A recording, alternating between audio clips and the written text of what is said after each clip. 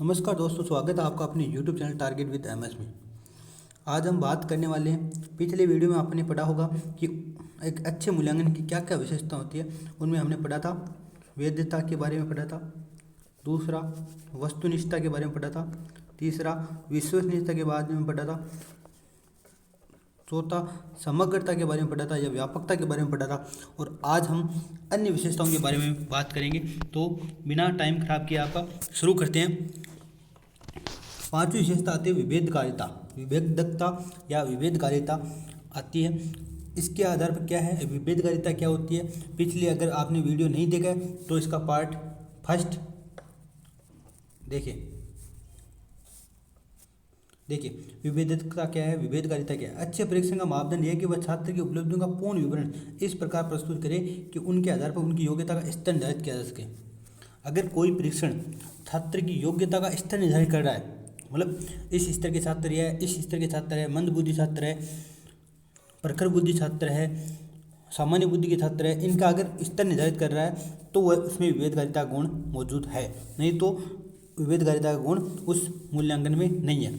कक्षा में उपलब्धियों की दृष्टि से श्रेष्ठ छात्र कौन सा है, सामान्य छात्र कौन सा है, कमजोर छात्र कौन सा है, इनकी जानकारी परीक्षणों के आधार पर होनी चाहिए, तभी वह विभेदकारिता का गुण कहलाएगा। इस प्रकार छात्रों की योग्यता व उनके स्तर की विभेदकारिता का निर्धारण करने के लिए विभेदकता का गुण आवश्यक है।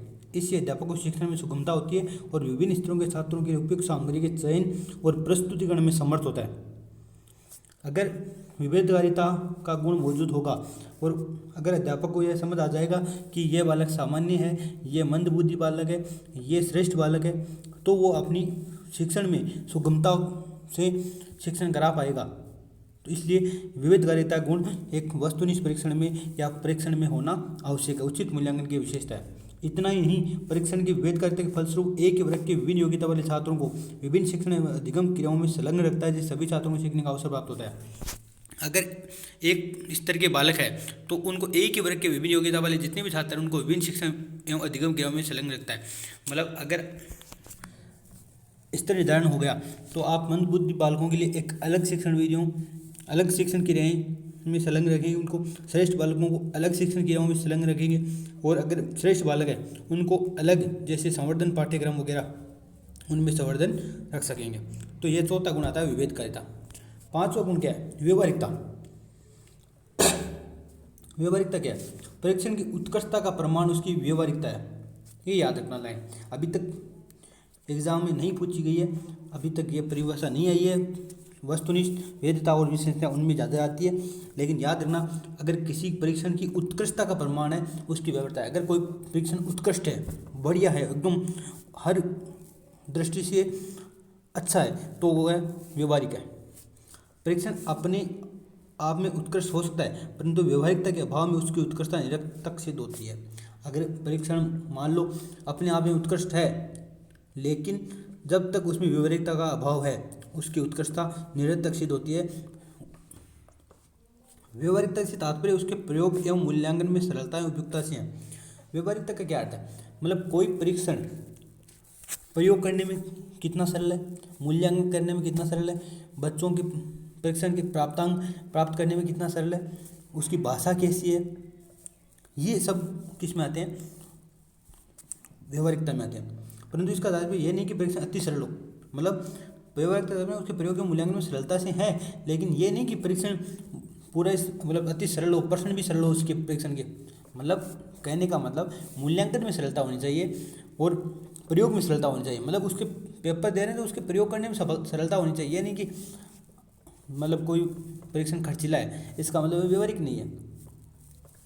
ये आवश्यक है कि परीक्षण छात्रों के स्तर के अनुकूल हो, उसकी भाषा सरल हो, बोधगम्य हो, उसके प्रयोग में कोई कठिनाई है। इसके लिए परीक्षण निर्माण करते समय, परीक्षकों का चयन करते समय अध्यापक को उसके व्यवहारिक पक्ष पर विशेष रूप से ध्यान केंद्रित करना चाहिए।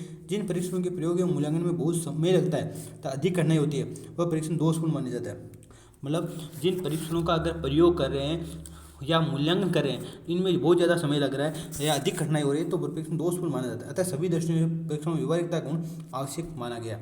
मतलब ये सभी गुण होने चाहिए उसमें, मतलब ना तो ज़्यादा खर्चीला होना चाहिए, उसकी भाषा सरल और सुबोध होनी चाहिए, बच्चों के प्रश्न समझ आना चाहिए, मतलब मूल्यांकन में सरलता होनी चाहिए, उसके प्रयोग में सरलता होनी चाहिए। ये सब गुण व्यवहारिकता के आते हैं। और आपको याद रखना, उत्कृष्टता का प्रमाण क्या कहलाता है? व्यवहारिकता कहलाती है। नेक्स्ट गुण आता है न्याय संगत। मूल्यांकन सभी विद्यार्थियों के लिए समान रूप से न्याय संगत होना चाहिए। ये तभी हो सकता है जब किसी पाठ के उद्देश्य के अनुरूप विद्यार्थियों के अपेक्षित व्यवहार को दर्शाए। न्याय संगत का क्या मतलब है? मतलब कोई मूल्यांकन किसी के लिए न्याय संगत है, इसका मतलब क्या है कि उस मूल्यांकन बालकों को पूर्व जानकारी होनी चाहिए, वो सभी के लिए न्याय करने वाला हो, सभी को ध्यान में रखे बालकों को।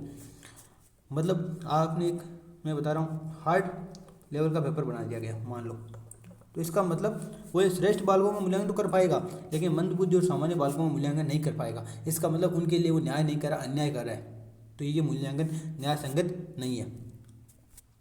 मूल्यांकन सभी विद्यार्थियों के लिए समान रूप से न्याय संगत होना चाहिए। ये तभी हो सकता है जब किसी पाठ के उद्देश्य के अनुरूप विद्यार्थियों के अपेक्षित व्यवहार को दर्शाए। विद्यार्थी को पता होना चाहिए कि उसका मूल्यांकन कैसे होना है। अब आपको पता है जैसे रीट की एग्ज़ाम कैसी होनी है, क्या उसकी प्रक्रिया है, कितने प्रश्न आएंगे, क्या लेवल होगा उनका, ये सब आपको पता है। इसका मतलब हम इसको रीट के पेपर को न्याय संगत कह सकते हैं। इसका अर्थ यह है कि विद्यार्थी को मूल्यांकन विषय में सूचना मिलनी चाहिए। जैसे वह सामग्री जिससे उनका परीक्षण होना है, मतलब आपको एक सिलेबस दिया गया है, उनके आधार पर आपको मूल्यांकन होता है। आपकी प्रकृति क्या है, मतलब विषय क्या है, संदर्भ क्या है, उद्देश्य क्या है। हमारी परीक्षा के मतलब जो रीट की परीक्षा है, आप जिसकी तैयारी करें, मतलब उसके उद्देश्य क्या है, किस उद्देश्य के लिए परीक्षा ली जा रही है, यह आपको ध्यान होना चाहिए। उसका संदर्भ क्या है। और ये इम्पोर्टेंट बात यह है कि आप इसे आपकी एग्ज़ाम में इससे क्या सीख सकते हैं कि आपको विषय वस्तु है जो उसी संदर्भ में पढ़ना चाहिए, अन्यथा नहीं पढ़ना चाहिए। आपके जिस उद्देश्य की पूर्ति के लिए परीक्षण किया जा रहा है, उसी उद्देश्य की पूर्ति के लिए पढ़ना चाहिए। मतलब कुछ लोग क्या होते हैं शिक्षण विधियों में सीटेट के प्रश्न करते हैं। अब ठीक है, सीटेट के प्रश्न करो, लेकिन सीटेट का लेवल अलग है, उसका उद्देश्य अलग है, हमारा उद्देश्य अलग है। मतलब रीट जो पेपर का पैटर्न है वो अलग उद्देश्य से लिया जाता है, उसका उद्देश्य अलग है। तो आपको ये पता होना चाहिए परीक्षा की संरचना क्या है, किस प्रकार परीक्षा ली जाएगी, ऑनलाइन ऑफलाइन, विस्तार क्या है, परीक्षा का परिणाम तथा अंकों के आधार पर प्रत्येक भाग का महत्व है। मतलब कितने नंबर का पेपर होगा, कौन कौन से नंबर के कितने पेपर होंगे, उनमें से कितने न्यूनतम प्राप्तांक होंगे। मतलब ये सभी आपको बातों में ध्यान होनी चाहिए, तभी परीक्षण को हम न्याय संगत कह सकते हैं। नेक्स्ट आता है उपयोगिता। अब लास्ट है ये अंतिम कि उपयोगिता क्या है। मूल्यांकन विद्यार्थी के लिए उपयोगी होना चाहिए। इस परिणाम से विद्यार्थियों में अवगत होना चाहिए ताकि वह अपनी कमजोरियों को और जिन बातों में वह उसे महारत हो उनको जान सके।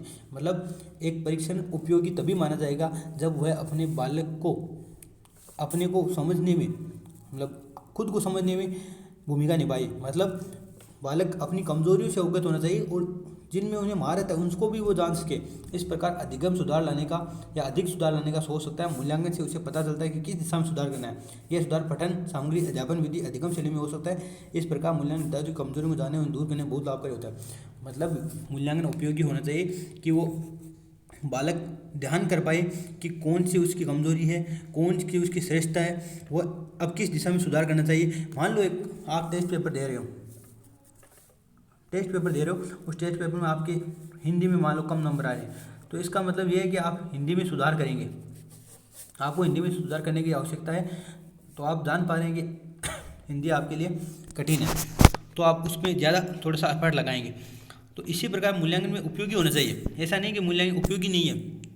तो ये सब आपको विशेषताएं ध्यान रखनी है, क्या क्या होती हैं विशेषताएं।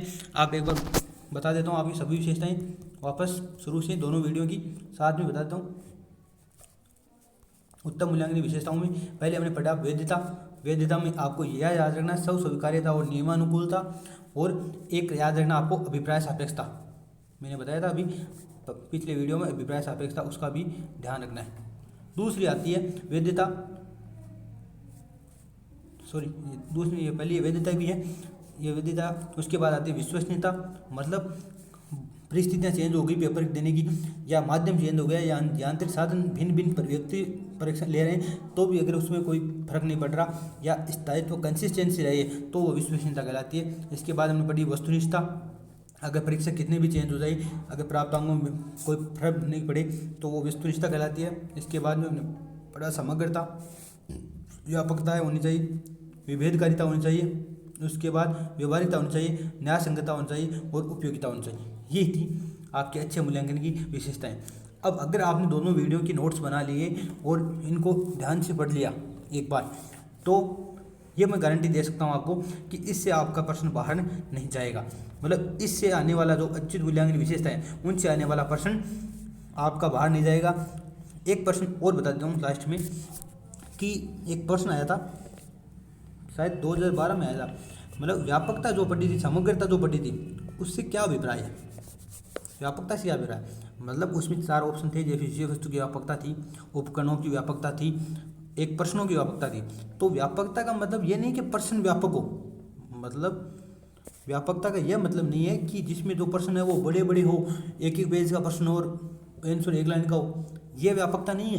व्यापकता मतलब विषय वस्तु की व्यापकता है, उसका समग्र मूल्यांकन करें, मूल्यांकन व्यापकता, विषय वस्तु की व्यापकता, उपकरणों की व्यापकता हो सकती है, मतलब उपकरण बड़े बड़े उपकरण लिए जाए, समग्र उपकरणों का प्रयोग किया जाए, ये व्यापकता हो सकते हैं, लेकिन प्रश्नों की व्यापकता नहीं होती। तो ये भी आपको ध्यान रखना है। तो कैसे प्रश्न बने और कैसे पेपर आता है इसका मैंने आपको बता दिया, तो आपको ध्यान रखना। और मैं जहाँ तक मेरे को पता है इससे आपको बाहर कुछ पढ़ने की आवश्यकता नहीं है। धन्यवाद।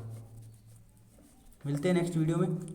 ऐसी वीडियो की श्रृंखला आती रहेगी और आप अपनी तैयारी को मजबूत रहे, घर पर रहे, सुरक्षित रहे। धन्यवाद।